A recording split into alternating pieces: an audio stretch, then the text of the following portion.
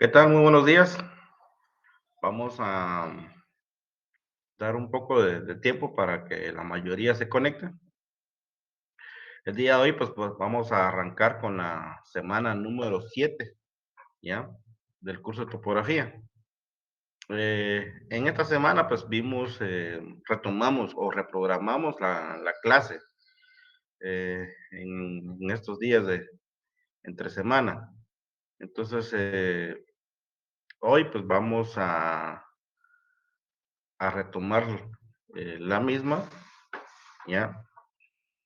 Y de poco en poco, pues nos vamos a ir adentrando a los temas que realmente nos deben de ir interesando, ¿ya? En cuanto al manejo tanto del equipo como el manejo y las operaciones que se deben de realizar eh, en cuanto a la información recabada en campo. Entonces, como parte de lo que dicta ahí sí que nuestra guía programática es que se abordan estos temas, previo a entrar al mero asunto, ¿no? Entonces, el día de hoy, pues vamos a continuar viendo el tema de cintas y van a ir viendo ustedes de que poco en poco, pues nos vamos ya adentrando a, a la parte medular del asunto. Entonces arrancamos el día de hoy, entonces ya creo que ya hay una buena cantidad conectados y vamos a arrancar entonces.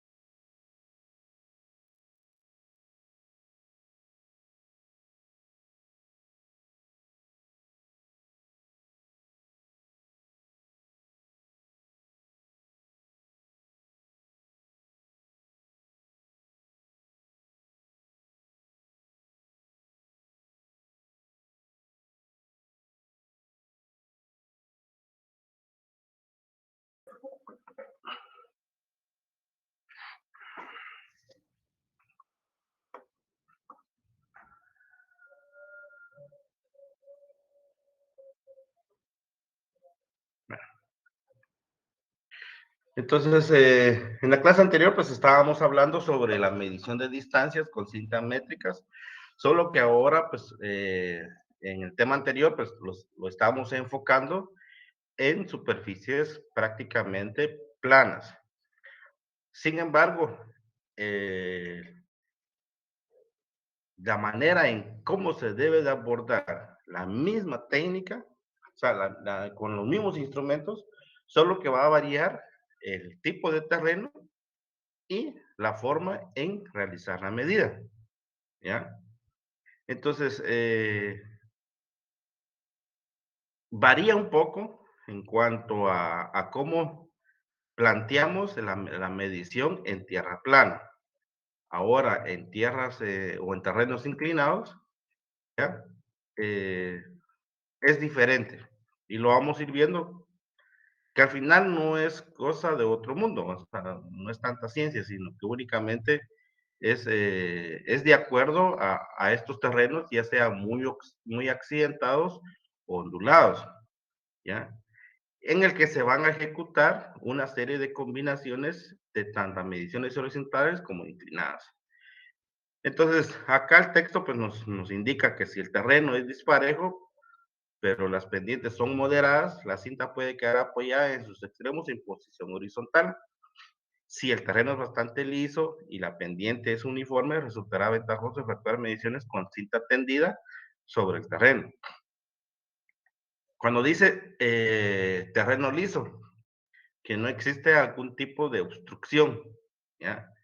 Entonces, que no haya mucha vegetación, no hayan árboles, que esté prácticamente, ahí sí que el terreno esté en la condición en la que, por ejemplo, cuando se siembra maíz, que la mayoría realiza la rosa, entonces queda ahí sí que pelón el terreno.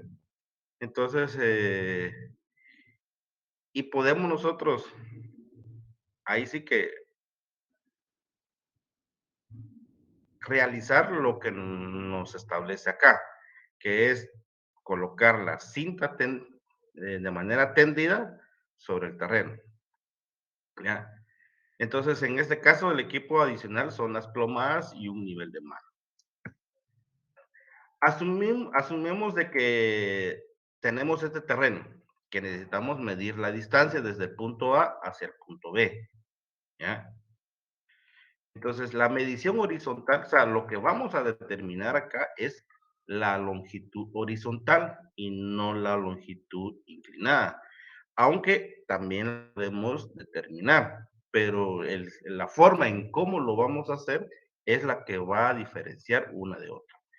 En la medición horizontal, dice que cuando sobre el terreno inclinado la cinta se sostenga en posición horizontal, cada cadenero debe usar una plomada y quizá un nivel de mano para nivelar la cinta. Entonces, lo que ven ustedes en un verde o en un color distinto al negro, ¿ya? Es la ondulación o la pendiente del terreno, la forma del terreno, que es ondulado, ¿ya? Y las cintas, pues van, o ahí sí que las cintadas que se deben de ir realizando va a ser eh, en fracciones, ¿ya? O por partes, ¿ya? No es de un solo, ahí sí que valga la vulgaridad, de un solo cuentazo, sino que se va haciendo de manera espontánea, se va haciendo de manera en cierta longitud para poder realizar un quiebre de cinta y la sumatoria de todas estas fracciones o de todas estas partes de la que compone la medida, se suman y ya vamos a tener una medición horizontal. Entonces, teóricamente, esto es lo que tenemos. Tenemos el terreno inclinado, tenemos tenemos que tener a la mano plomadas para cada cadenero, ¿ya? Em, y claro, la cinta va. Entonces, a, adicional a eso, pues si se tuviere la disponibilidad, pues un nivel de mano. Entonces, nos indica que si la pendiente es hacia abajo, el cadenero de adelante estima el desnivel, sosteniendo su extremo de la cinta a esa altura sobre el terreno. Aplica la tensión y por medio de la plomada transfiere la posición del extremo de la cinta al terreno, donde se fija una ficha, ya sea un clavo, algún tipo de marca física. Si es una superficie dura, se pone una marca con crayón. Si el trabajo debe ser preciso, se tensa la cinta una segunda vez y se toma la medida de las dos medidas. ¿Ya? Bueno, entonces, ¿qué es lo que se debe de realizar? Eh, el cadenero A, pongámosle, ¿ya? O el cadenero 1, el cadenero de atrás y el cadenero de adelante, ¿ya? El cadenero de atrás, que es el que se queda en un punto fijo o donde se inicia la medición, eh, sostiene la cinta, ¿ya? Eh, como que si va a estar realizando más bien, el cadenero de atrás debe realizar un aplome en el primer punto. El cadenero de adelante, que es el que va a avanzar, ¿ya? Por lo general, una referencia práctica es de que el cadenero de adelante debe de sostener la cinta a la altura del pecho del cadenero, ¿ya? Y tener ahí, por ejemplo, eh, no se podría, o sea, más bien, no se debería, aunque sí se puede, eh, no se debería, eh, conociendo cómo es el terreno de inclinado, ¿ya? Y si hay algunas obstrucciones, entonces,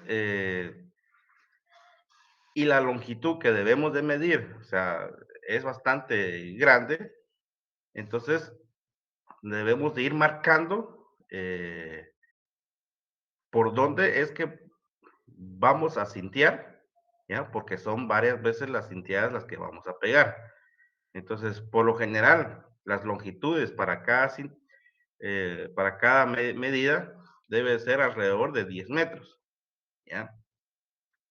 Entonces, cuando el cadenero de adelante ya determina dónde llega, o por dónde llega, o por dónde se ubica los 10 metros, pues ya coloca una marca en el suelo y el cadenero de atrás igual empieza a realizar el aplome y el cadenero de adelante pues empieza a realizar la tensión, ¿ya? Claro, ya tiene que haber colocado la marca en el suelo. Entonces realizan el aplome en ambas partes y con el hilo de la plomada, pues va a determinar el valor real. Probablemente no sea 10 metros, puede ser más o menos 10 metros. O sea, puede ser un centímetros antes o centímetros menos, ¿ya? Entonces, pero con el aplome en ambos extremos, ¿ya? Nos va a indicar el valor real o el valor aproximado de esa medida que va a estar cercano a los 10 metros, ¿ya? Y para, y para volver a tener un poco más claro la medida, pues se intercambian de posición, el cadenero de adelante pasa para atrás y el cadenero de atrás se va hacia adelante y vuelven a realizar la misma medida, ¿ya? Entonces, tenemos esos dos datos y calculamos la media de los dos datos, ¿va? Para tener ahí la certeza de que la medida que estamos eh, leyendo o realizando la lectura, pues es la correcta.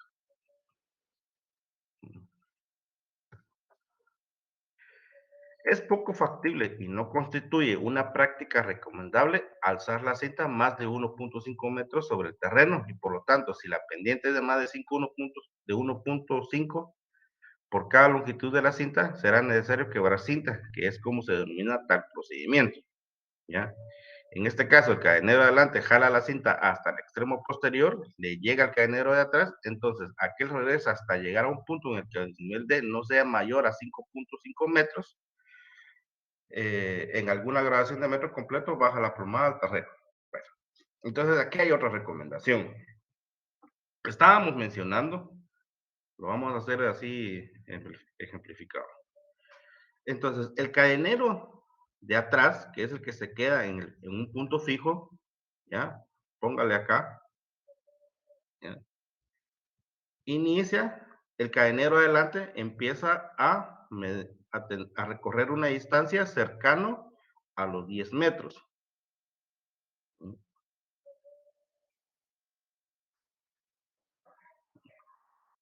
Sin embargo, o sea, este sería como un primer factor a encontrar. El otro factor que nos establece por cuestiones prácticas es de que la altura en la que se encuentre el suelo a partir de donde se encuentra la línea o por donde se ubica la, la cinta métrica, ¿ya? Quiere decir de que acá, esta altura, hasta el suelo, no supere los 1.5 metros, ¿ya? Entonces, si a los 10 metros superó 1.5 metros de altura, o sea, a la altura de 1.5 metros se ubica la cinta, partiendo desde el aplome del punto del A del cadenero de atrás, ¿ya? Pero el cadenero de adelante lo va a determinar. Si ya superó 1.5 metros de altura, donde está ubicada la cinta o donde se está tensionando la cinta, entonces debe de encontrar esta altura. Cuando encuentre esta altura, probablemente puede ser un poquito mayor a 10 metros o menor a 10 metros, ¿ya? Pero vayamos a que la referencia la tenemos que tener clara. Si a los 10 metros tenemos una altura de 1.5, pues ahí lo dejamos. Y si no, pues buscamos la altura de 1.5 y hacemos la tensión de la cinta. Cuando encontremos 1.5 es cuando nosotros denominamos a ese procedimiento quiebre de cinta, porque la cinta no va a llegar hasta la altura o hasta la distancia que queremos nosotros conocer, ¿ya? Entonces aquí va a haber un quiebre de cinta. Entonces el quiebre de cinta va a tener una longitud determinada y que va a estar a una altura del suelo de 1.5, ¿ya? Entonces, en ambos casos, o sea, los cadeneros deben de realizar el aplome por cada extremo. El cadenero de atrás, que es el que está acá, realiza el aplome en el punto, porque aquí va a haber una referencia en el suelo y aquí va a haber otra referencia en el suelo. ¿Mm? Realiza el aplome, tanto el cadenero de atrás como el cadenero de adelante. Realiza el aplome y va a determinar, ¿ya?, qué longitud es la que nos indica la cinta métrica, realizando la tensión, tratando de llegar a los 5 kilogramos de tensión, ¿ya? Y ahí sí cae, esa tensión, pues es alogímetro, ¿va? Tampoco vamos a estirarla hasta que se reviente. Yo creo que lo que vamos a buscar cuando realicemos el estiramiento y tensión de la cinta es que quede lo más horizontal posible, ¿ya? Que no exista mucha inclinación. Por eso es que yo les mencionaba de que el cadenero de adelante, que es el que está acá, debe de colocar la cinta a la altura de pecho, que al final eh, puede llegar a tener una altura de 1.5, ¿ya? Entonces, esta relación es la que debemos nosotros de considerar en campo a la hora de medir, ¿ya? No superar la altura de 1.5 y que esté dentro del rango de más o menos 10 metros, ¿ya? Claro, y la cinta el cadenero adelante la tiene que colocar a la altura del pecho, que es más o menos la altura que nos está indicando el texto, ¿no? Bueno, entonces, ya sea que lleguemos a la altura de 1.5 metros o si realmente nos supera la altura, pues lo vamos a ir acortando esta distancia, ¿ya? Claro que algunos tal vez miden un poquito más de metro y medio, ¿ya? Pero el 1.5 sería como un factor, el límite de tener eh, como altura donde va a pasar la cinta, ¿ya? Pero si lo hacemos a nivel altura del pecho del cadenero, y el cadenero de atrás puede poner la cinta a la altura de la marca, ¿ya? O un poquito más arriba, pero y si realiza el aplome, pues va a estar a la altura de la rodilla, ¿ya? O puede aplicar que coloque la cinta sobre la marca del suelo y sobre esa marca empezar a estirar el, el metro, o la cinta, perdón, ¿ya? Pero el objetivo es que la cinta esté en una posición horizontal, lo más horizontal posible, ¿ya? Bueno, entonces, al determinar la distancia entre dos puntos situados en una pendiente pronunciada, en vez de utilizar la cinta en tramos cortos, puede ser conveniente medir sobre el declive y calcular la componente horizontal. Esto también requiere evaluar el ángulo de la inclinación o bien la diferencia de elevación. Bueno, entonces, como les decía, no es que se, no es que no se pueda, o sea, se puede, pero no se debe. Eh, como parte de otro método de poder medir una distancia A y una distancia B en un terreno muy inclinado, ¿ya? lo podemos hacer sintiendo desde los dos extremos de la longitud que queremos conocer, si es que si primero que tenemos que determinar si la cinta tiene esa distancia como para poder sintear desde los dos extremos de una sola vez, ¿ya? Pero para ello tenemos que tener información de ángulo de pendiente, ¿ya? Para poder determinar la distancia horizontal que hay desde el punto A hacia el punto B. Y para determinar el ángulo de inclinación o de pendiente, pues tendríamos que tener a la mano un clinómetro, ¿ya? O bien la diferencia de elevación. Pero para eso necesitamos ya tener más datos. En cambio, con el cintear o el estar quebrando cinta a cada cierta distancia, ¿eh? Pues es más precisa la medición de quebrar cinta que la de evaluar a través de esta metodología, que es de un solo cuentazo desde el punto A hasta el punto B, pero necesitamos estos datos, el ángulo o, eh, o bien la diferencia de elevación entre punto B hacia el punto, la línea que representa el punto A hacia el C, ¿ya?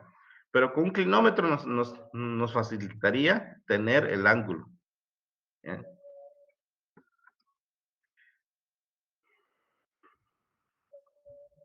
Ajá. Dice, de la figura 3.6, que es la que estamos observando, resulta evidente que el valor de la corrección C es la diferencia entre L y H.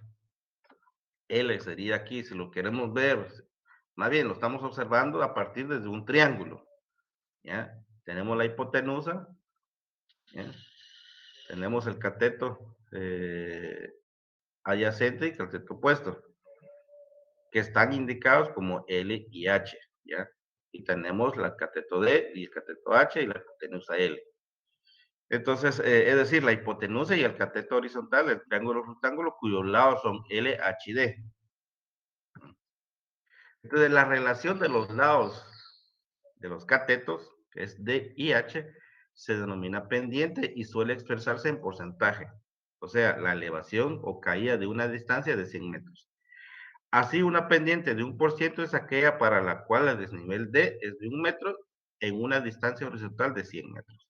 Pues acá lo que plantea es la relación a cuánto equivale en porcentaje de la pendiente, ¿ya? Entonces, como la base es 100, ¿ya? Entonces, 1% de pendiente es el desnivel de 1 metro a una distancia de 100 metros. O sea que a cada 100 metros puede haber puede haber un desnivel de un metro. ¿Mm? Más que todo eso es lo que se refiere. Pero al final, quédese con la teoría de la pendiente. Bueno, dice que este método es más exacto y rápido que la medición escalonada, ya que toma mucho tiempo y en general es menos preciso debido a la acumulación de errores aleatorios ocasionados al marcar los extremos de la cinta y al tratar de mantener la cinta alineada a lo largo de varios tramos, ¿ya? Entonces les decía que el quiebre de cinta tiene precisión, pero para poder llevar a cabo otro método, necesitamos tener herramientas adicionales. Lo podemos hacer, lo cual nos va a venir a representar, ahí sí que como al final vamos a operar matemáticamente, la precisión va a ser un poquito mejor, pero en campo es menos práctico, ¿ya? Entonces, la referencia era esa, ¿va? De que lo práctico es realizar el quiebre de cintas porque al sumar cada quiebre de cinta nos va a dar la longitud.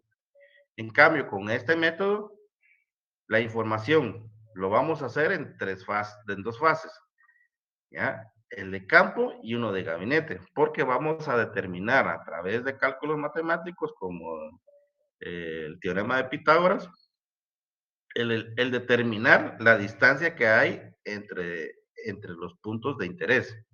¿ya? Entonces, y si lo hacemos en campo, todo este proceso, vamos a tener mucha imprecisión porque el llevar a cabo un análisis matemático de esta naturaleza, pues probablemente nos podamos comer algún proceso, algún número, alguna fracción, y el dato que nos va a dar, pues va a ser totalmente erróneo.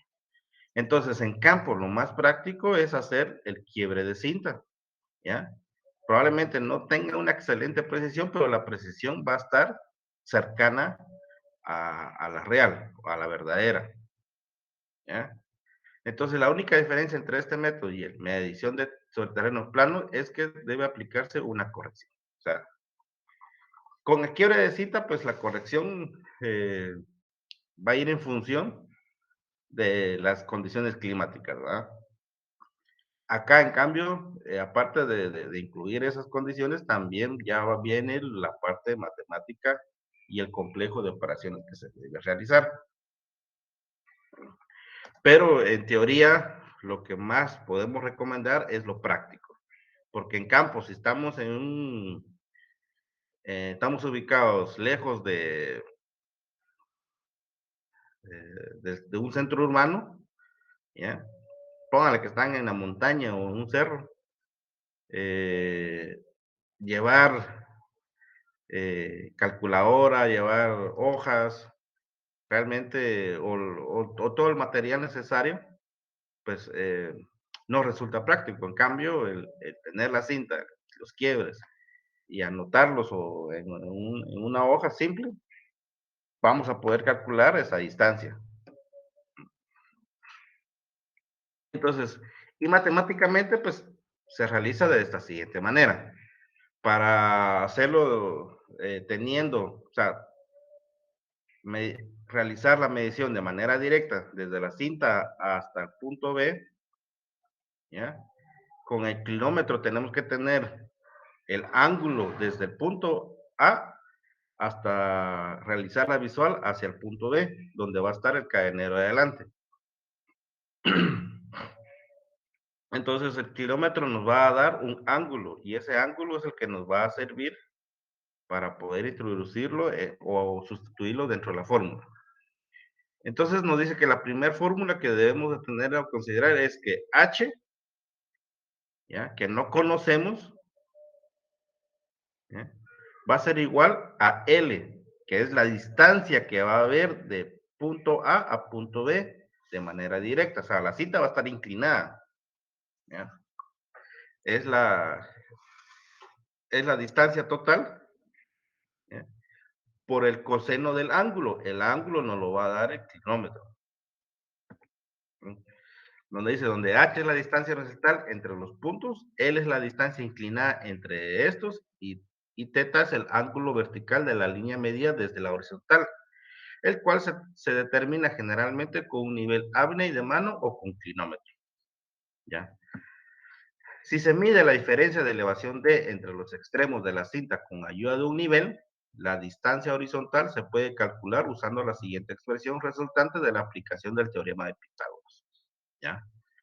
Entonces, dice que h va a ser igual a L al cuadrado menos D al cuadrado, pero como sigamos viendo, dice que h, o sea, aquí ya o podemos usar esta otra fórmula, donde dice que h es igual a d menos d al cuadrado dividido 2l. Acá dice que el término 2d o d al cuadrado dividido 2l de la ecuación es igual a c, que es la corrección la cual debe sustraerse de la longitud inclinada medida para determinar la distancia horizontal. Entonces, y la fórmula de la corrección es C igual a D al cuadrado dividido 2L.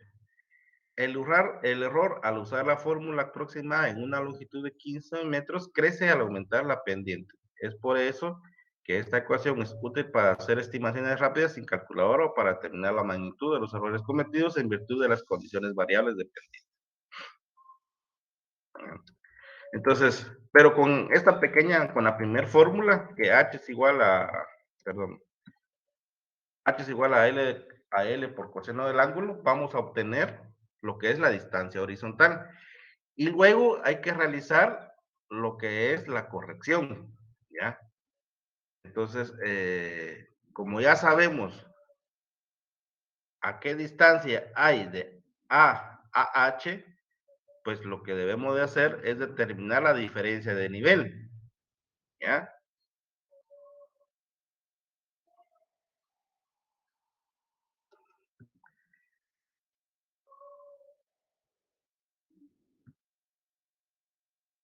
Aquí tenemos un ejemplo. Vean, pues, la cinta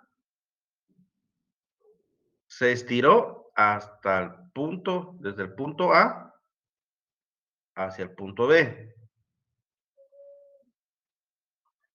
¿ya? Y dio una distancia de 150 centímetros. Bueno, entonces, de acuerdo aplicando todo lo que ya leímos y escuchamos, bueno, entonces lo primero que tenemos que, o las incógnitas que tenemos es D. H la encontramos eh, teniendo la relación. ¿Ya? Bueno, ¿qué fue lo que hicimos acá? Entonces, como sabemos de que tenemos longitud, ¿ya? Realizamos lo que es la operación. Cateto opuesto dividido hipotenusa. ¿Eso con qué objetivo? ¿Ya? Para encontrar la diferencia de nivel. Entonces, la diferencia de nivel es D, que no conocemos, dividido H. ¿Ya?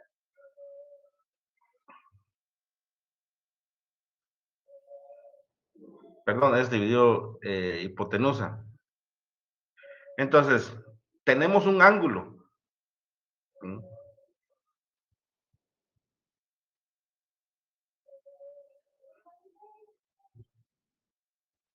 Entonces, de acuerdo a lo que nos dicta el teorema de Pitágoras o el teorema de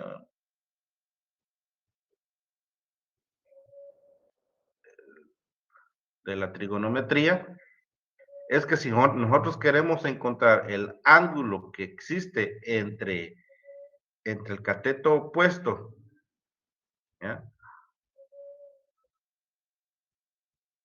Y la hipotenusa,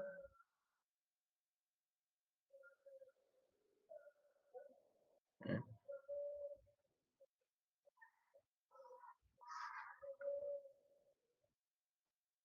Entonces, pero como ya tenemos el ángulo, ya tenemos la hipotenusa, entonces el dato que nos hace falta es el cateto opuesto. ¿Ya? Entonces, despejamos el, el cateto opuesto y decimos que es igual al seno del ángulo de 2 grados, 51 minutos, 57.54 segundos. Y lo multiplicamos por 150 y nos va a dar 7.5 metros, que va a ser la diferencia de altura entre este punto B y el punto donde se encuentra H, ¿ya? Que sería acá. Esta es diferencia de altura, ¿ya? Entonces, hay una altura desde A hasta B, si lo queremos ver del otro lado, de 7.5 metros de altura, que es lo que tuvimos que caminar para llegar a B. O sea, esa fue la altura que ascendimos.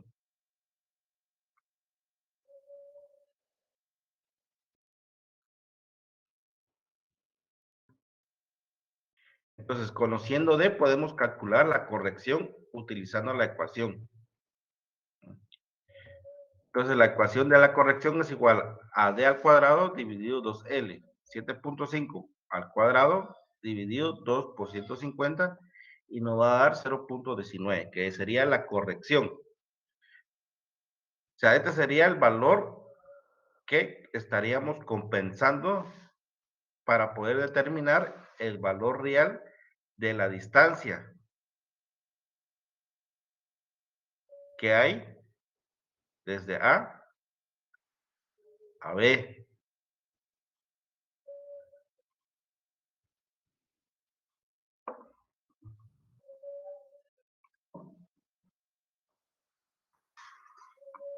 Entonces, el próximo paso consiste en restar el valor de la corrección a la distancia inclinada. Entonces, tenemos que una distancia inclinada es de 150, le resto 0.19 y me da 149.81.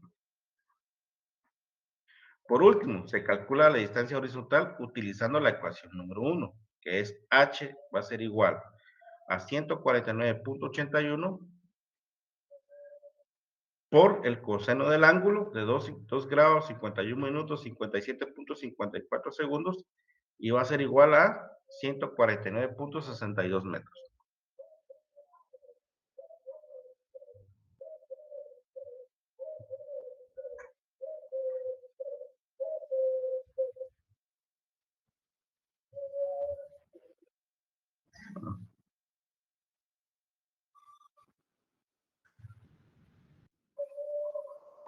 Entonces, pues yo creo que, bueno, viéndolo desde esta manera, pues creo que ustedes podrían tener la duda de cómo o de por qué es de que hicimos el seno del ángulo.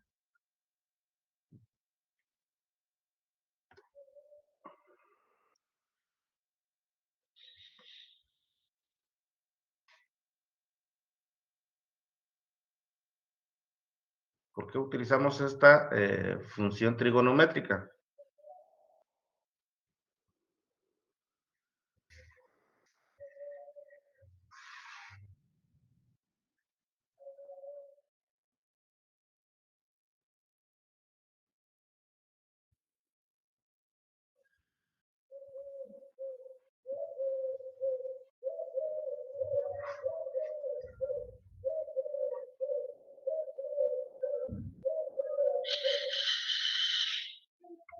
Entonces, las funciones trigonométricas nos dicen que para calcular el seno de un ángulo, de un triángulo rectángulo, debemos de considerar un cateto y la hipotenusa, ¿ya?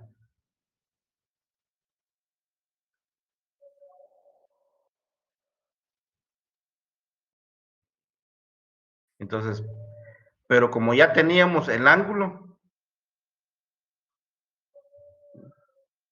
entonces, y ya teníamos el valor de la hipotenusa, ¿ya? Entonces, únicamente sustituimos los términos, ¿ya?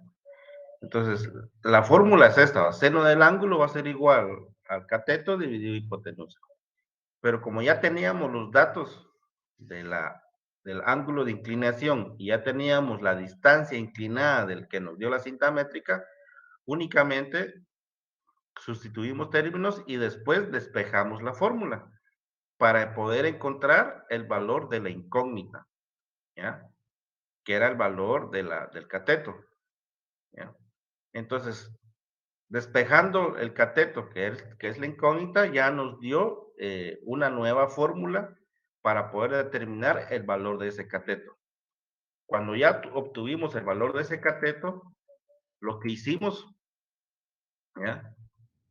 Lo que hicimos fue sustituirlo en la fórmula de la corrección, ¿ya?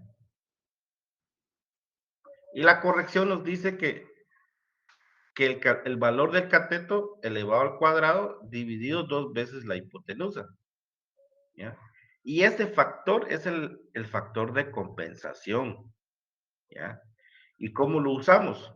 Pues le restamos el valor de compensación a la distancia inclinada, que es de 150, y nos dio 149.81. Este valor de 149.81 venimos y ya lo sustituimos en la primera fórmula, que nos decía que para determinar h o distancia horizontal, bastaba con multiplicar la longitud por el coseno del ángulo, ¿ya? Y entonces eso nos da como resultado que la distancia que hay entre A y B es de 149.62 metros. Y a eso se le conoce como distancia horizontal, ¿ya? Porque en topografía, sobre todo en planimetría, no consideramos el valor de altura, o sea, sino que únicamente consideramos la distancia, pero que esa línea imaginaria que nosotros, eh, valga la redundancia, observamos o determinamos, está puesta o está sobre una superficie plana, ¿ya? Es como que ustedes midieran la distancia de una mesa, ¿ya? Y la superficie de la mesa se encuentra a una altura, pero no estamos considerando a qué altura está la superficie de esa mesa, sino que únicamente estamos midiendo la longitud que tiene esa mesa, ¿ya?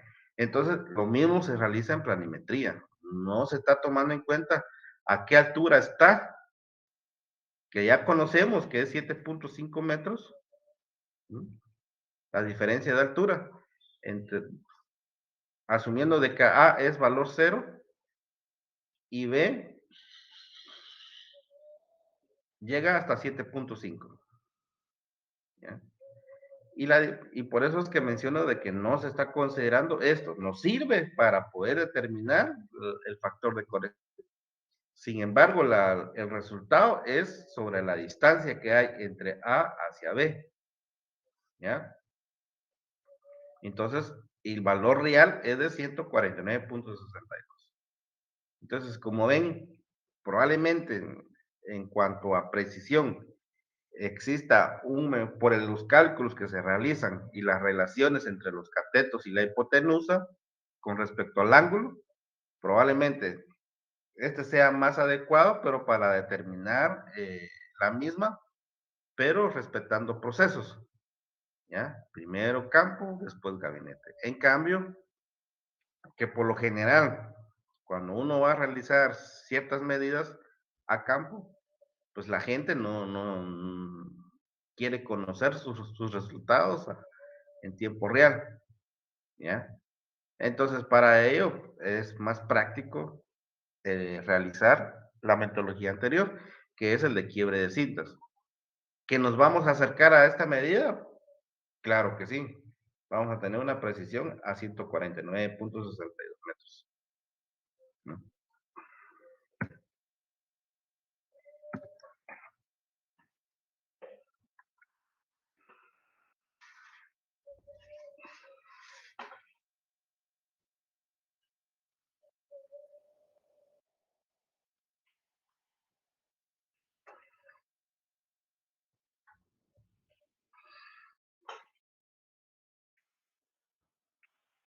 Vamos a ver, tengo la primera error en la conclusión, pero vamos a intentar entre un aparato y otro, siempre hay una diferencia entre un aparato y otro a qué se debe.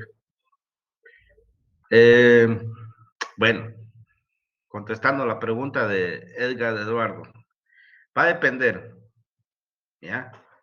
Lo voy a explicar. Vean, pues, acá. Probablemente acá hay algún tipo de obstáculo, o hay un árbol, o es un poste, ¿ya? O es el mojón, que es un poste de madera, ¿ya? O si no, pues es una marca. Pero hay una referencia, al igual que acá, ¿no? Acá hay una marca, ¿ya?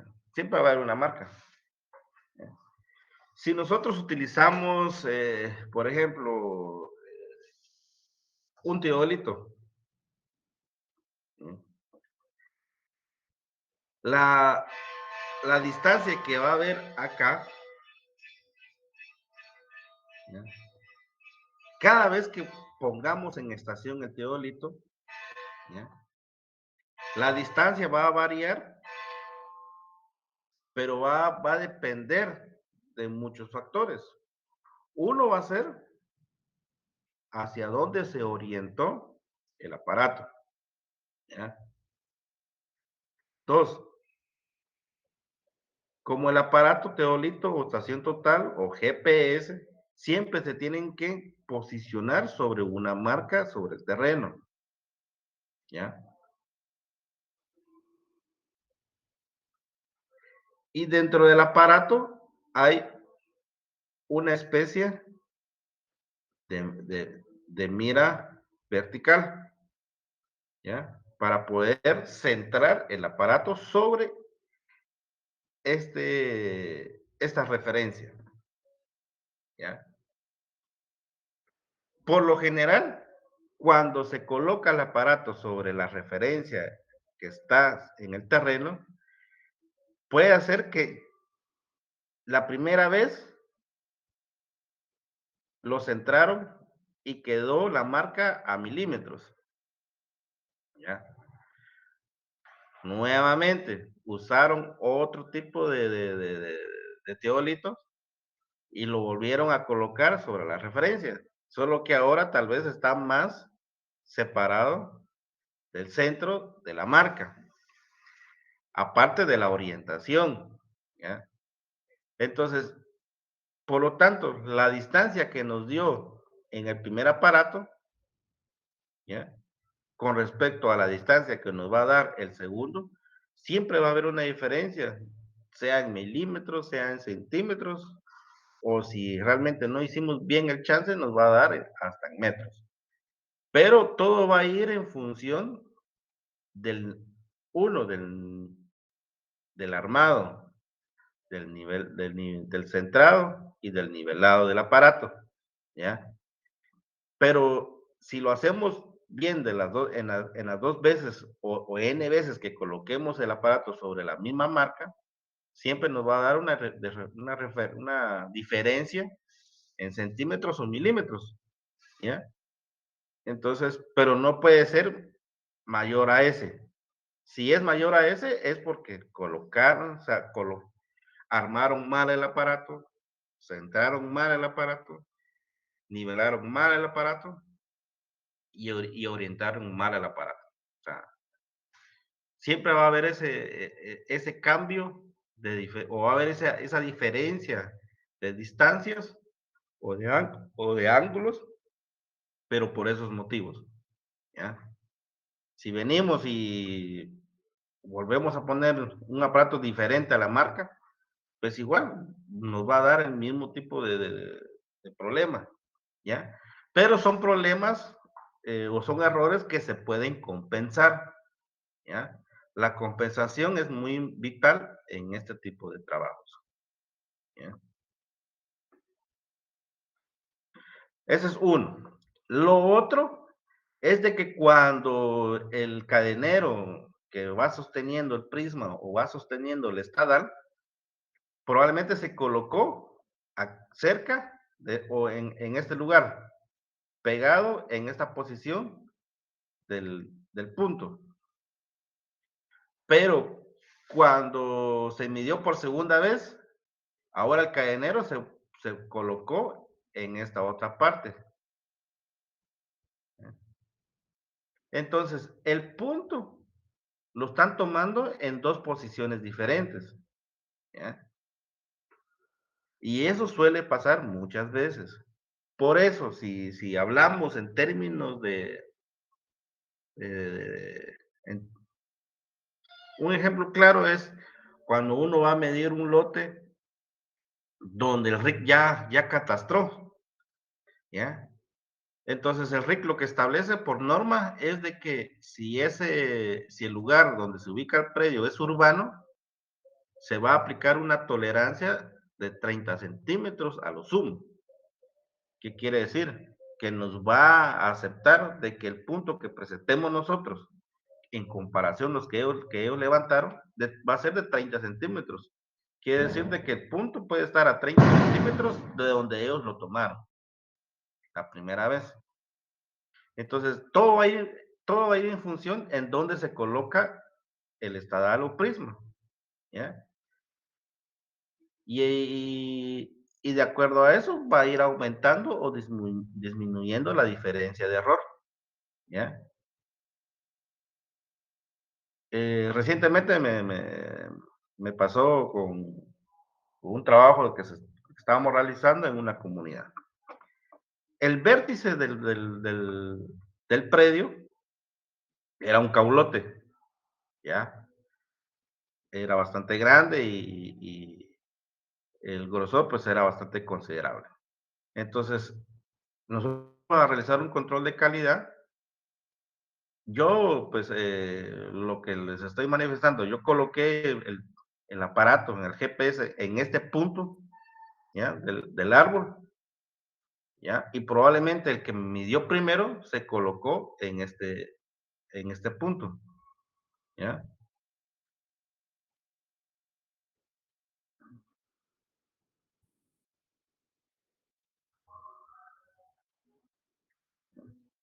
Entonces, y vamos a tener esta diferencia, ¿ya?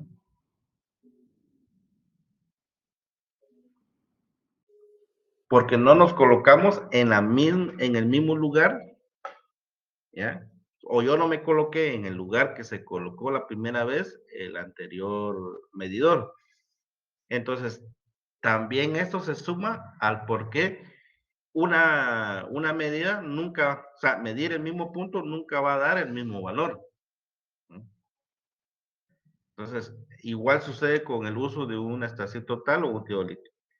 Donde se coloque la primera vez la persona, influye, porque y si vuelven a medir el mismo punto, y si la persona se coloca a una distancia diferente a la primera vez, pues esa diferencia lo vamos a ver reflejada en el resultado de la medición.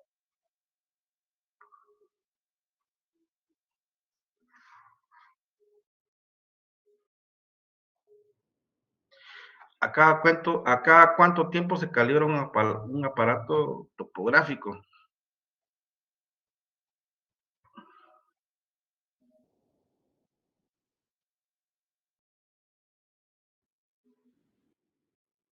Ya. Va a depender, ¿no? Va a depender del fabricante. No te podría yo mencionar un tiempo exacto. Podría ser a cada 6 meses, a cada año. Los tiempos de calibración para cada aparato también es diferente, ¿va? ¿Ya? Para un GPS probablemente se descalibre más, en más, o calibrarlo, lo podemos hacer acá 3 años, 2 años, 4 años, dependiendo del uso, ¿ya? Pero el fabricante tiene un tiempo estipulado, ¿no? Entonces, al momento en que compramos un equipo, pues el mismo fabricante nos va a indicar a cada cuánto tiempo pues es recomendable mantener o calibrar el aparato. Entonces es variable, ¿ya? Pero ponétela cada 2 años, pues sería un tiempo prudente calibrarlo, ¿ya? Y va a depender el uso que le estemos dando, ¿va? Cuánto es de uso que le estamos dando. Si es un uso esporádico, cada 2 años. Si lo usamos todos los días o todas las semanas, pues probablemente al año.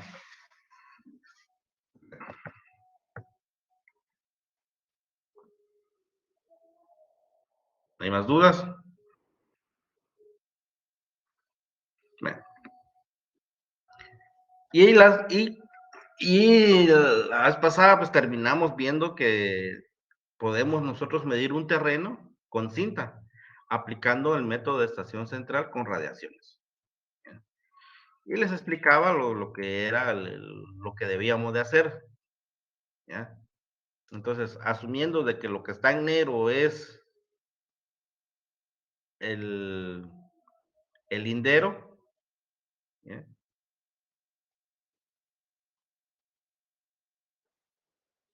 El lindero del terreno, ¿ya?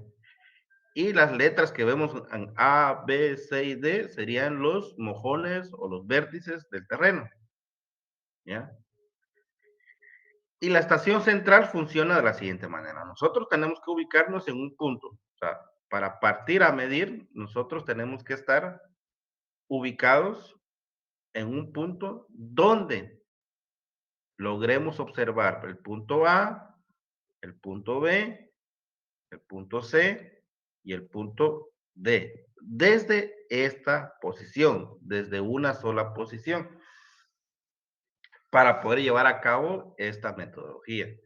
Si no se puede, pues entonces vamos a tener que abordar otro tipo de medición, ¿ya?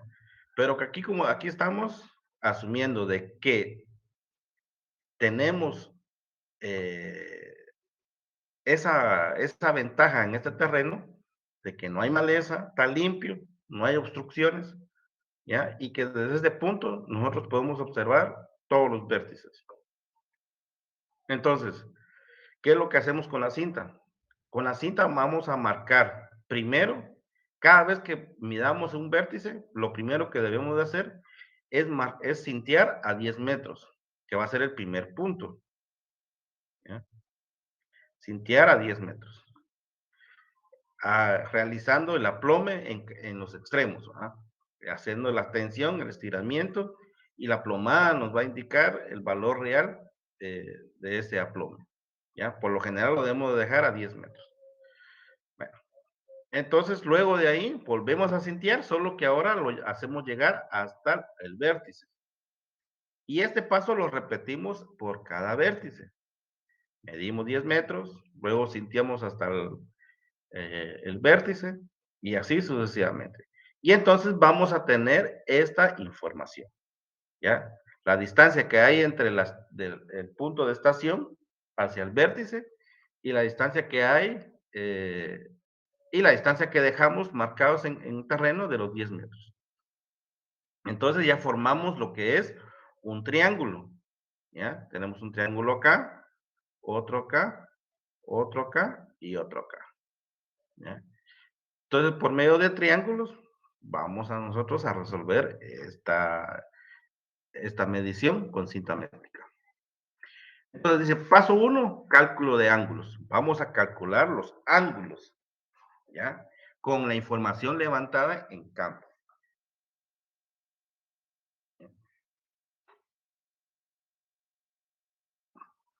Dice que el primer paso se debe realizar es calcular los ángulos desde la estación hacia cada uno de los vértices en sentido horario.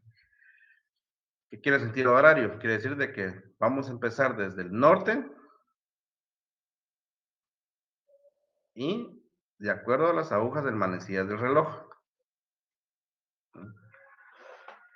De izquierda a derecha. Podemos calcular los ángulos de dos formas. La primera es por medio de funciones trigonométricas y la segunda es por la ley de cosenos. Bueno, por función trigonométrica. Dice que para calcular el ángulo por funciones trigonométricas se debe dividir cada triángulo del polígono base en dos triángulos rectángulos, ¿ya? Y la función trigonométrica es esto. Entonces, para calcular el ángulo del triángulo, ¿ya? Por ejemplo, el ángulo que hay entre el cateto opuesto y la hipotenusa, ¿ya? Como sabemos que tiene.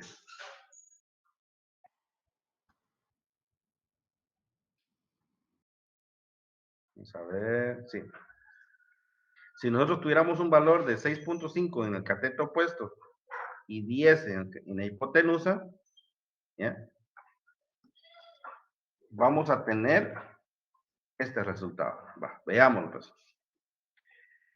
Acá tenemos los 10 metros hacia el vértice A y tenemos los 10 metros hacia el vértice B, ¿ya? Que es esta parte que estamos evaluando. ¿Ya? Y lo que queremos saber es el ángulo de A hacia B. Sabemos de que acá hay 13 metros. Este triángulo que ven ustedes acá abajo formado, si nosotros ponemos una línea en medio, nos va a dar 6.5 en este punto y 6.5 en el otro extremo. En total nos va a dar 13 metros, porque 13 metros fue lo que nos dio al medir desde la marca de 10 metros hacia A y hacia la marca de 10 metros hacia B. Medimos con cinta y nos dio 13 metros. O sea, de ahí salen los 13 metros, que fue medido en campo. Entonces tenemos 13 metros. ¿Ya? Entonces, como no conocemos el ángulo, y como el ángulo es la incógnita, pues despejamos. ¿Ya? Ángulo va a ser igual a seno inverso por,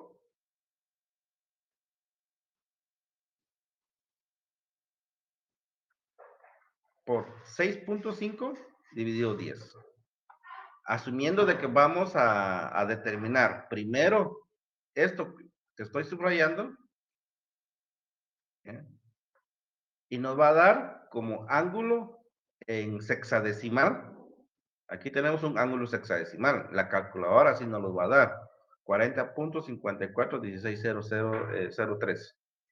En la calculadora nosotros suprimimos el botón de ángulos y nos va a dar ya el resultado en sexagesimal, que es 40 grados, 32 minutos, 29.77 segundos.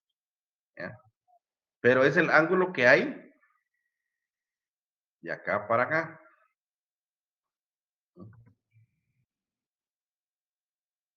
Entonces, debido a que el otro triángulo rectángulo cuenta con las mismas medidas, el ángulo obtenido se debe multiplicar por 2 para calcular el ángulo completo.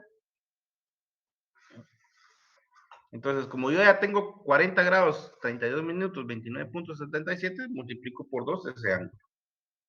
¿Eh? Acá está. Entonces, el ángulo que hay desde A hacia B, ¿eh? Es de 81 grados, 4 minutos, 59.53 segundos.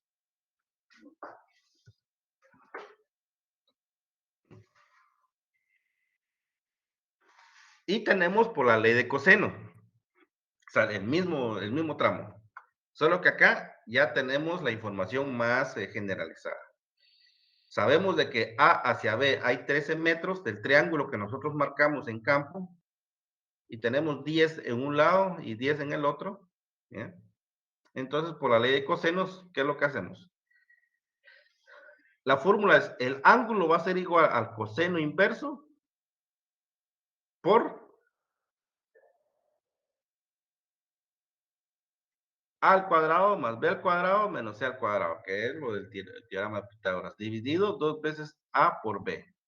Sustituimos datos, sabemos de que el valor de A y B, ¿ya? Esto es A y esto es B.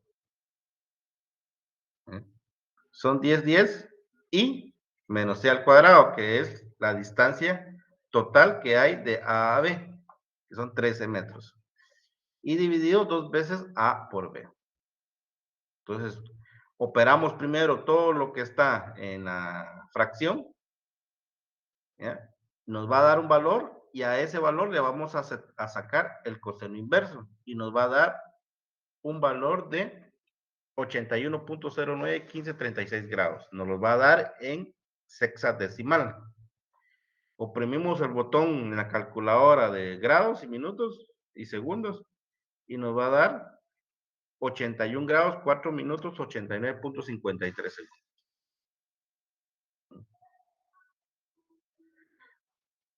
Y si se dan cuenta, 81 grados, 4 minutos, 59.53 segundos, que es usando un método matemático con otro, pues nos va a dar prácticamente lo mismo, ¿no?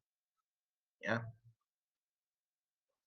Entonces, y así sucesivamente, podemos nosotros ir determinando los ángulos que hay entre A a B, ¿ya? Entre A a B, de B a C, y de C a D, y de otra, y de D a A. Entonces, calculamos todos los ángulos, por, ya sea por el método de función trigonométrica o por la ley de coseno, ¿ya? Que la ley de coseno, pues es muy simple, solo es de sustituir términos que ya conocemos, ¿bien? Que están ahí. Entonces, luego, cuando ya obtuvimos todos los valores de ángulos, pues pasamos a sumarlos, ¿ya? El ángulo de A a B, el ángulo de B a C, el ángulo de C a D, el ángulo de D a A. Hacemos la sumatoria y nos da un ángulo de 357 grados, 15 minutos y 14.70 segundos. Ese fue el error de cierre, ¿ya? El error de cierre. ¿Por qué error de cierre? Porque si nosotros nos orientamos hacia el norte y decimos de que al norte es 0 grados, ¿ya? Y cuando regresamos nuevamente, nosotros debemos de caer a 0 grados. Entonces, pero aquí no lo hicimos. ¿Por qué? Por lo mismo. Entonces, con los cálculos matemáticos determinamos de que el error de cierre o el cierre fue a 357 grados, a 357 grados. O sea que no llegó a cerrar, ¿ya? El polígono no llegó a cerrar. Por lo tanto, hay un error. Y vamos a determinar el error de cierre angular, que es restándole 360 grados el valor de cierre, que fue de 357 grados, 15 minutos y 14.70 segundos. ¿Y cuál fue el error? El error fue, prácticamente nos hizo falta 2 grados, 44 minutos, 45.30 segundos, ¿ya? Para poder cerrar el polígono.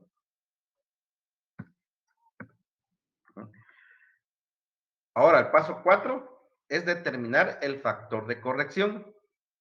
El factor de corrección es igual al error de cierre angular entre la sumatoria de ángulos observados, que fue lo que hicimos. Nuestra referencia para determinar el error de cierre angular es la orientación hacia el norte, que es 0 grados, que prácticamente son 360 grados. 360 grados es igual a 0 grados, porque al final, en un ángulo azimutal, ¿ya? Eh, eso es lo que se recorre. O sea, una vuelta corresponde a 360 grados, que equivale a 0 grados. O sea, porque parte del mismo punto, ¿ya? Aquí 0 grados y para terminar la vuelta tiene que recorrer una vuelta de 360 grados, que es lo mismo que decir otra vez regresar a cero. Entonces debemos tomar en cuenta que es necesario trabajar con la misma unidad de medida, por lo tanto será necesario convertir los grados sexagesimales a grados hexadecimales, ¿ya? Es para determinar el factor de corrección, ¿ya? Entonces, dice que el error es 2. El error que cometimos fue de 2 grados. Los ángulos observados fueron de 357. Estos hay que convertirlos a sexadecimal, ¿ya? Y dividirlos entre ambos, ¿va? 2 dividido 357. Y nos va a dar un valor que es de 0.007686173 grados. Y es prácticamente es nuestro factor de corrección para el caso de medida de polígono con cinta métrica.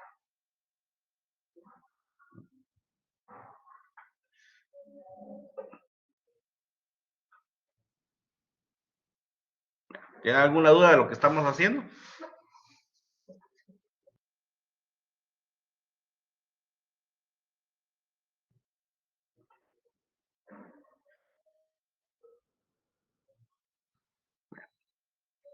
Entonces, retomando el asunto, la medición de polígonos con cinta métrica aquí fue aplicado por medio de estación central con radiaciones. La estación es el punto que nos permite ver cada uno de los vértices desde una única estación. Se trabaja trazando 10 metros en un vértice, ¿ya? Y luego se mide el vértice, la longitud del vértice total que hay entre el vértice y la estación para cada una de, de los vértices. Entonces tenemos los datos. Todas las medidas que ustedes ven acá en el polígono son medidas realizadas con cinta en campo, en terreno. ¿Ya?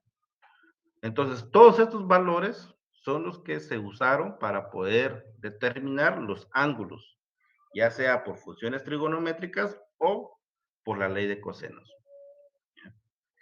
Luego, determinamos el ángulo de cierre, ¿ya? ¿Con cuánto cerramos? ¿Con cuánto terminó el ángulo? Y luego determinamos el error de cierre angular, que cuánto nos hizo falta para llegar a 0 grados o a 360. Entonces, determinamos ya el valor de error de cierre.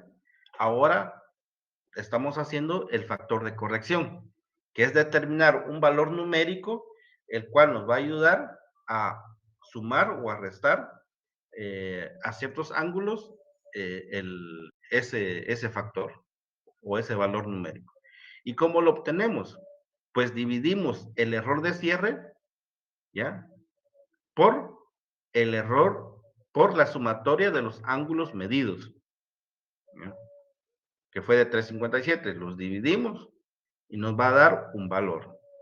Ese valor es lo que nosotros denominamos compensación angular. La corrección angular se realiza multiplicando el factor de corrección por cada ángulo observado. Esta corrección se debe de restar o sumar a cada ángulo observado a fin de obtener los nuevos ángulos compensados. Entonces, lo que estamos compensando aquí son los ángulos en este sentido con cinta métrica. Entonces, el factor de corrección es la misma, se aplica a la misma. Y se aplica por cada ángulo medido. O sea, el ángulo que nosotros determinamos con ley de cosenos o con función trigonométrica. ¿Ya? Del ángulo de A a B, de B a C, de C a D, de D a A. Entonces multiplicamos este valor, este factor de corrección, el que obtuvimos dividiendo el error de cierre con la sumatoria de ángulos observados. Entonces lo multiplicamos por el ángulo de A a B, que es de 81 grados, y nos va a dar un valor. ¿Ya?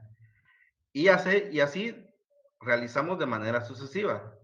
El factor de corrección por el ángulo que hay de B a C, que es de 106. O sea, lo multiplico y me da nuevamente un valor. Y así lo hago sucesivamente hasta llegar al último ángulo medido. ¿Ya? Entonces, eh, vengo yo y como me hizo falta, ¿ya? Más bien me hizo falta eh, llegar al cierre, no me pasé. Entonces, a todo le sumo, ¿ya? Le sumo este resultado obtenido de la multiplicación del factor del cierre por el ángulo medido y se lo sumo al mismo ángulo medido, el ángulo medido de A a B, ¿ya? Y me va a dar un nuevo ángulo y este ángulo es ángulo compensado. Entonces, el ángulo que me dio fue de 81 grados, punto 08, va a ser diferente ahora. 81 grados, 42 minutos, 23.12 segundos. Ahora veamos en qué nos corrigió. O sea, veamos el ángulo de A a B. El ángulo de A a B es de 81 grados, 4 minutos, 59.53.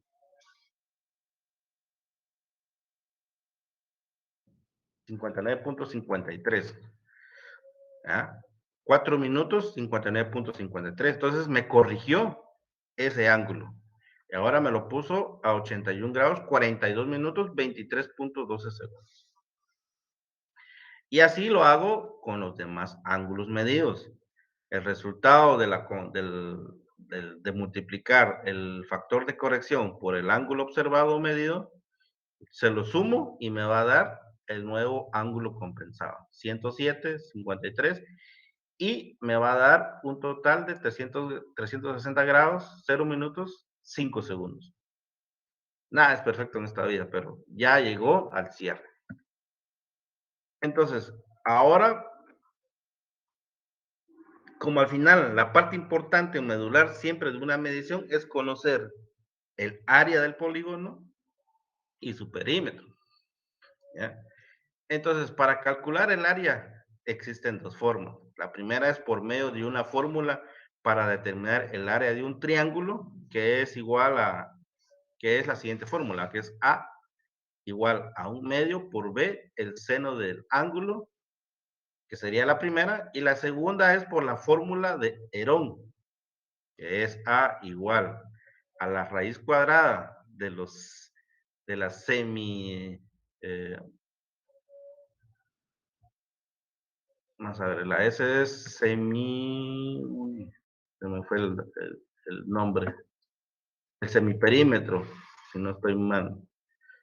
Ah, sí, ese es la mitad del perímetro. Entonces,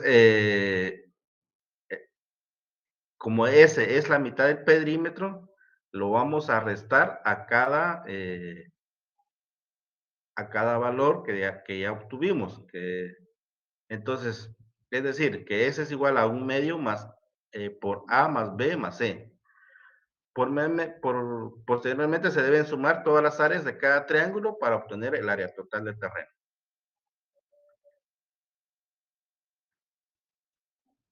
Entonces, al final, nos está diciendo de que lo que debemos de hacer es el triángulo que vemos acá formado por A a B desde la estación, a ese triángulo es a quien nosotros le vamos a calcular su área. Lo podemos hacer por medio de la fórmula de 1/2 por A a B por el seno del ángulo, ¿ya? El ángulo ya lo conocemos, ¿ya? A B, que sería los catetos, ¿ya? Y tendríamos ese dato, pero veámoslo prácticamente. Entonces, por la fórmula sería 70 por 65 dividido 2 por el seno del ángulo. ¿A, a cuánto equivale el ángulo? Es a 81 grados, 42 minutos, 23.12 segundos. Y ya obtuvimos el primer área del triángulo, que es de A a B y la estación. Ahora viene la de BC y la estación. 65 por 90 dividido 2 por el seno del ángulo, que es eh, de 107 y nos va a dar un área de 2.796.04 metros cuadrados. Y así lo hacemos con cada uno de los triángulos restantes. Y me va a dar que el área total es igual a 10.983.32 metros cuadrados.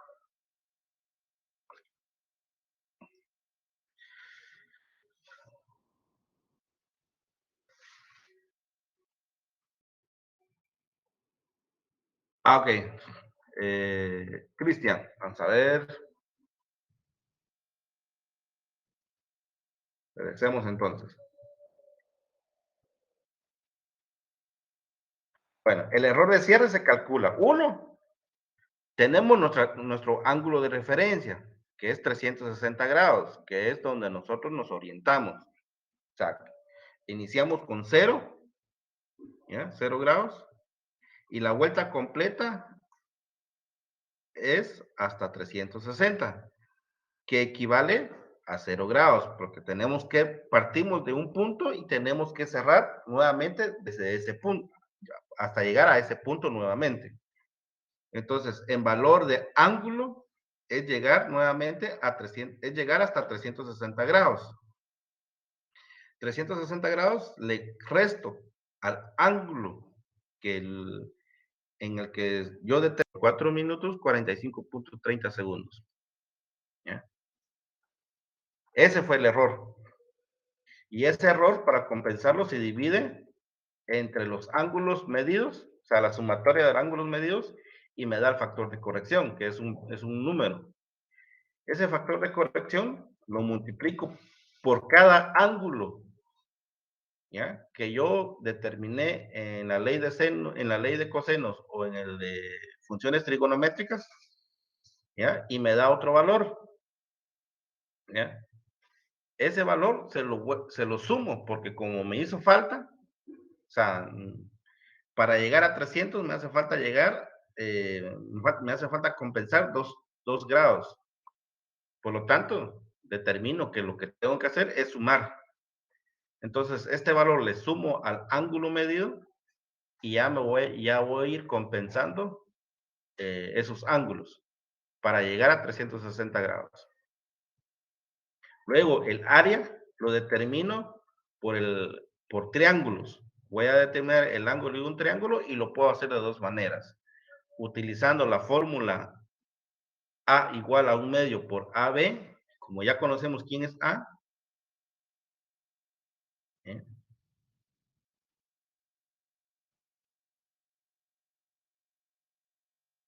¿Eh?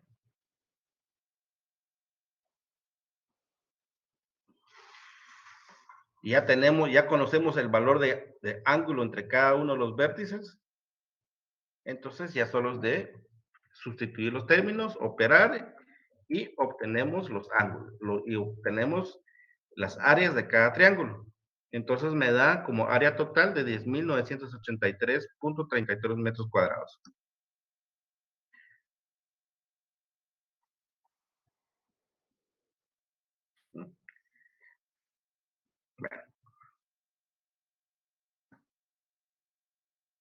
Entonces, ¿estamos claros hasta ahí? Porque ya solo nos quedan 5 minutos.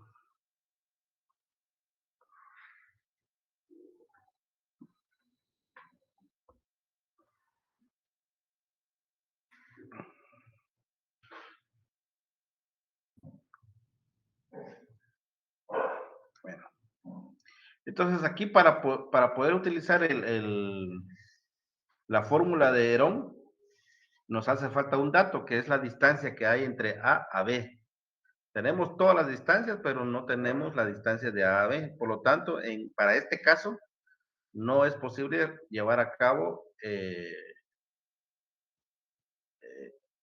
dicha fórmula. O sea, en ese sentido. O sea, si no, tendríamos que calcular de D a C, ¿va? ¿Ya? Pero como no lo tenemos, pero sí podemos, sí tuvimos los datos a través de la otra fórmula, pues con esa nos quedamos. Ahora viene el cálculo de coordenadas de X y Y de cada vértice. Entonces, para calcular la coordenada X y Y, se debe de acumular el valor de los ángulos hasta completar los 360 grados. Bueno. Ahora, la fórmula para calcular la coordenada X y Y, ¿ya? Si le ponemos atención a nuestro eje cartesiano, ¿ya?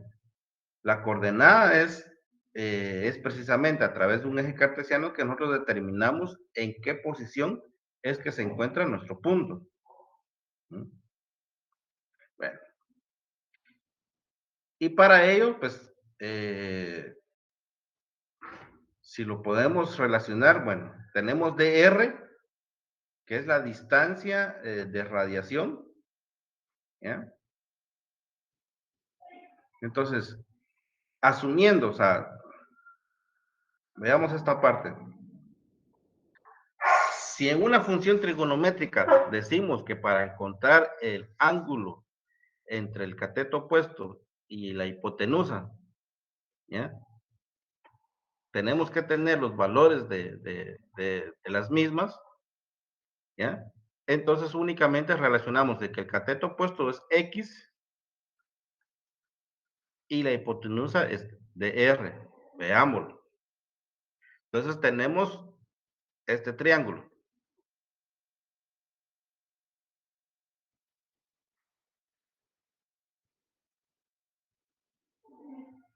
Bien.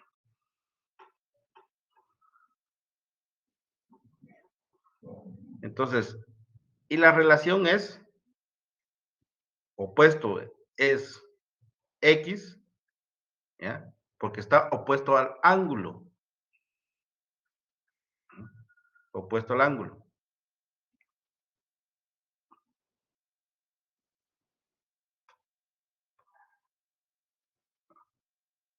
Entonces, y la hipotenusa, pues se ve claramente, ¿va? ¿A dónde? Desde el punto que yo quiero conocer al punto donde llega la longitud. Entonces, siendo de R la distancia de radiación, entonces, ¿qué hago? Despejo lo que no conozco, ¿ya? Entonces, X va a ser igual a dr por el seno del ángulo acumulativo. Pero veámoslo prácticamente, ¿ya? Tenemos aquí la imagen.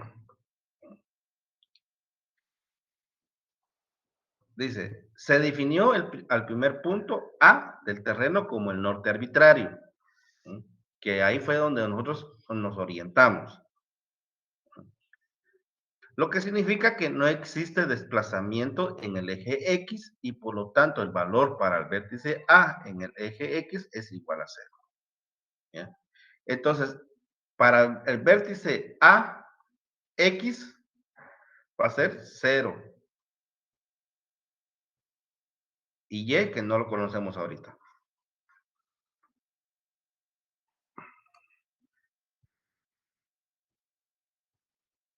Y Y lo vamos a conocer ahorita. Va. ¿Por qué es cero? Porque como nosotros definimos que nuestra orientación es hacia el vértice A, ¿eh? Y como aquí en este punto no hay desplazamiento, acuérdense que las X es un desplazamiento horizontal, ¿ya? O sea, que va hacia el este o al oeste. Y las ejes Y van hacia al norte o van hacia el sur, partiendo del eje cartesiano.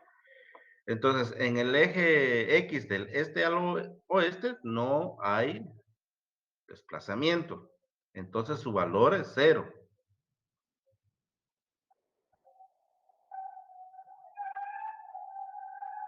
¿Eh?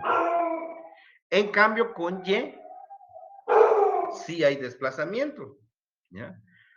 Porque hay 70 del eje central, ¿ya? De donde de donde nosotros iniciamos. Nuestro trompo está acá. Desde acá para el vértice A sí hay desplazamiento y es de 70 metros. Entonces aquí tenemos X y aquí tenemos Y. Esto es solo para el primer vértice, porque el primer vértice lo utilizamos nosotros como orientación. Hacia allá establecimos que queda el norte. Hacia el vértice A dijimos de que ahí queda el norte.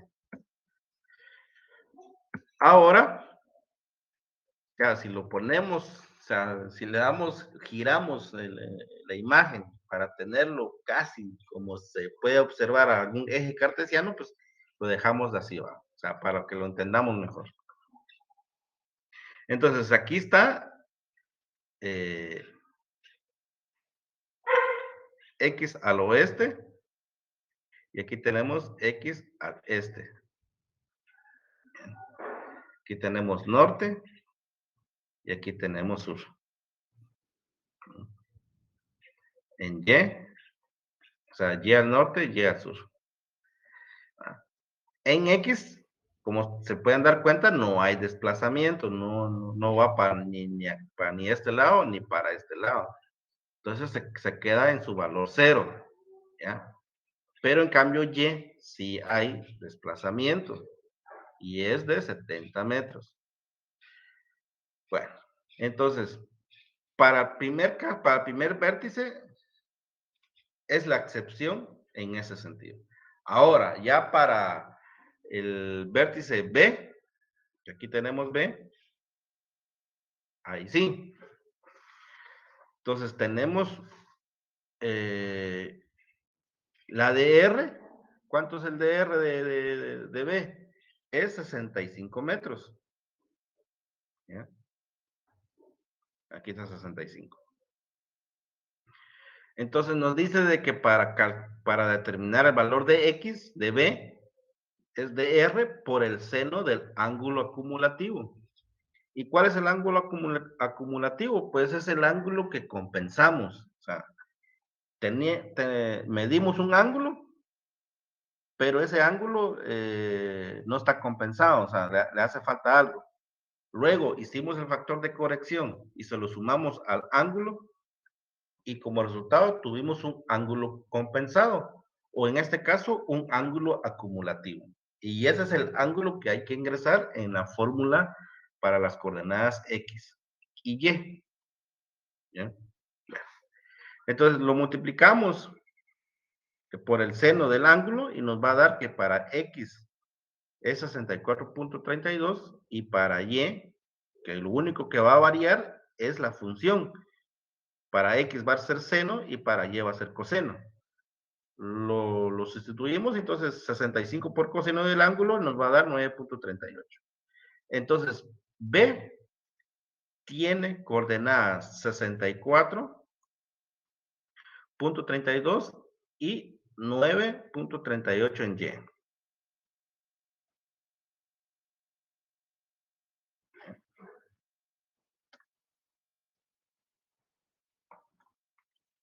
¿Ya? Y así hacemos lo mismo con los demás puntos. Aquí estamos con C. ¿Ya? Aquí tenemos C. ¿Y qué valores entran en juego? ¿Ya? El DR. ¿Qué es el DR? ¿Qué es el DR es la distancia que hay desde el trompo, ¿ya? De nuestra estación cero hacia el vértice, que son 90 metros. Lo multiplicamos por seno del ángulo y nos da menos 13.74. Lo mismo hacemos con Y y nos da menos 88.94. Y esas serían las X y Y del vértice C.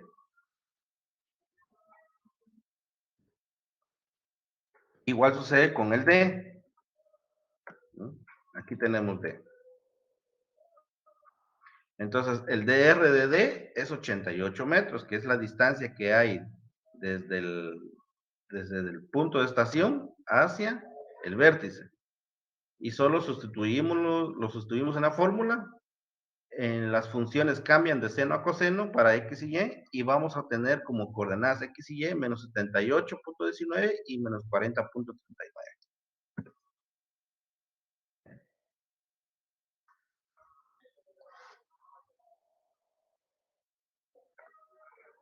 ¿Todo bien ahí? ¿Alguna duda? Aunque ya nos pasamos 5 minutos, pues yo creo que ahí la vamos a dejar. Entonces, esto sería por todo el día de hoy en esta clase. Y así es como empezamos a tratar temas de método de levantamiento.